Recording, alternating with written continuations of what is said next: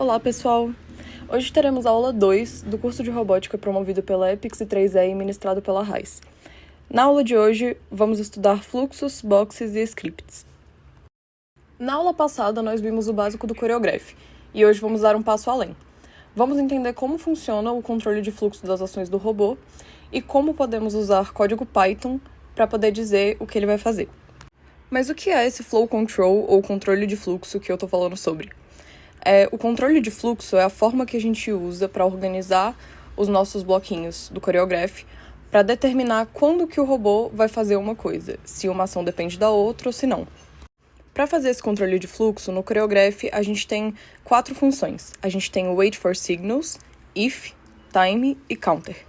Aqui no Choreograph a gente consegue encontrar as 4 ferramentas de controle de fluxo que eu citei. Eu queria explicar um pouquinho sobre cada uma agora. O counter, ele funciona como um contador. O que isso significa?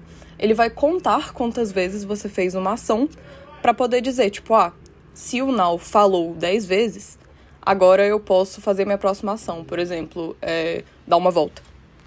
O if, ele cria uma condição. Então, quando a gente conecta um bloco a ele, a gente está falando, olha, você só vai fazer essa ação se outra acontecer antes. Então, por exemplo, ele só vai falar se ele já tiver dado um passo para frente. O only once se traduz para uma vez só, que é só isso mesmo.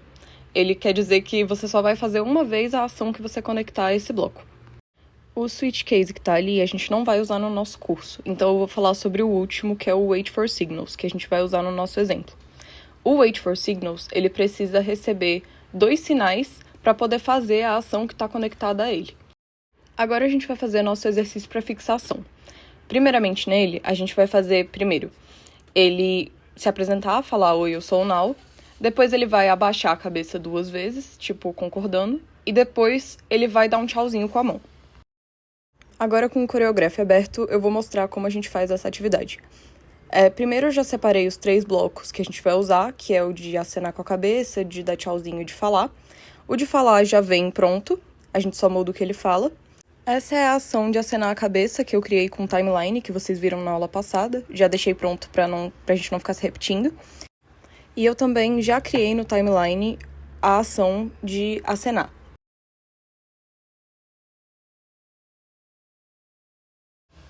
Agora que a gente já tem todas as partes sozinhas, vamos fazer aquilo que a gente aprendeu na última aula e conectar todos os blocos.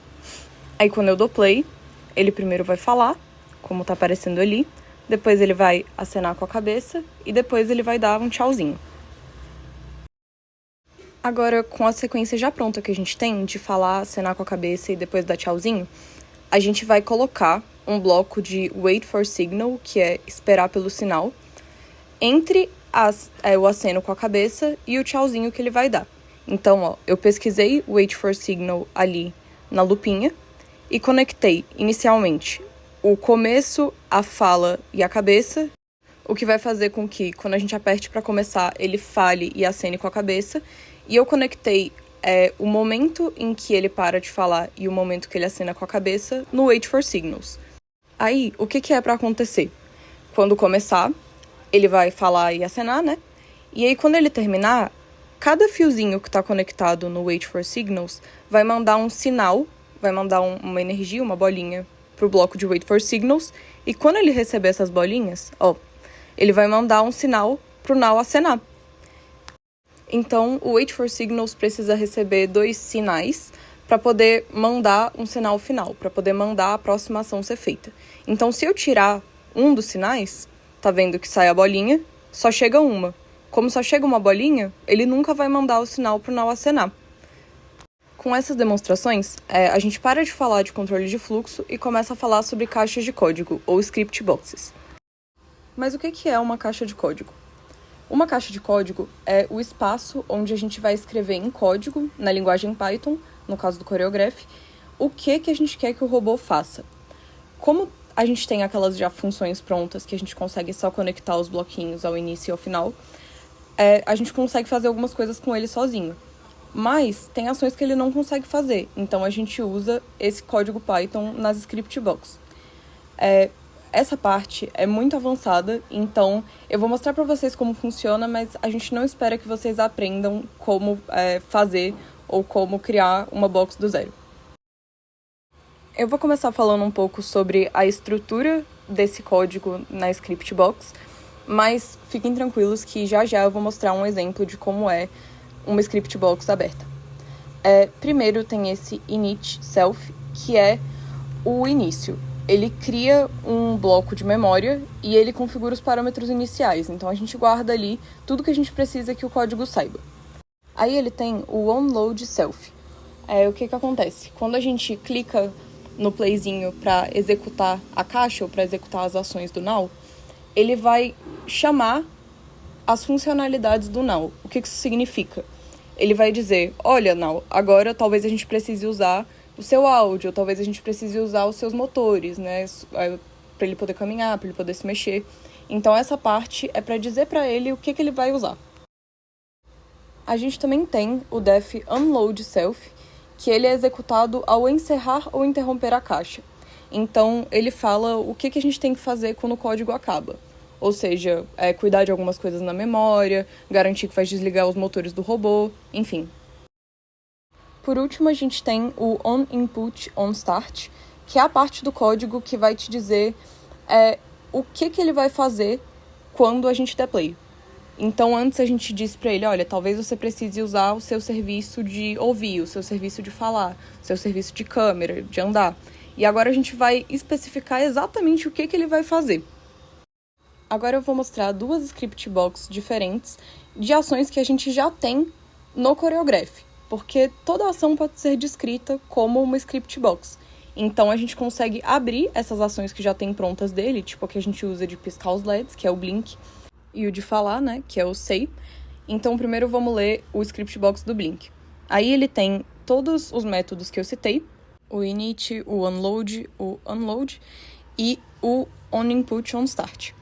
Aí tem algumas coisas aí que eu vou explicar nos próximos slides o que significam. Na parte do onload do Scriptbox do Blink, que eu mostrei agora para vocês, ele chamava o serviço AllLEDs. O que isso significa? A parte do onload é o que avisa para o now o que ele vai precisar usar, quais partes ou funções dele.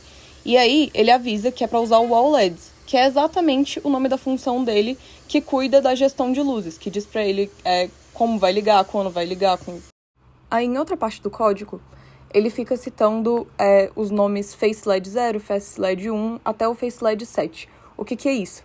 É o nome de cada LEDzinho, cada luzinha que tem nos olhos do now. Aí também tem uns códigos estranhos de número, que são os códigos hexadecimais de cor, que significa quanto a luz vai brilhar. Sendo que esse 0x, vários zeros, desliga a luz, como está no slide, e esse 0x, vários Fs, liga a luz no máximo. Por último, a gente tem a função que usa os face LEDs do now, as luzezinhas do olho, e esse código hexadecimal de cor, que é a função fade RGB. E ela muda a cor e o brilho dos LEDs de acordo com o que você coloca do lado dela. Aí aqui já tem a Scriptbox de Say, que é aquele bloquinho que a gente usa para o now falar alguma coisa. Ele é um pouquinho maior, então eu coloquei em 2 slides. Quem quiser olhar com calma, pode pausar o vídeo.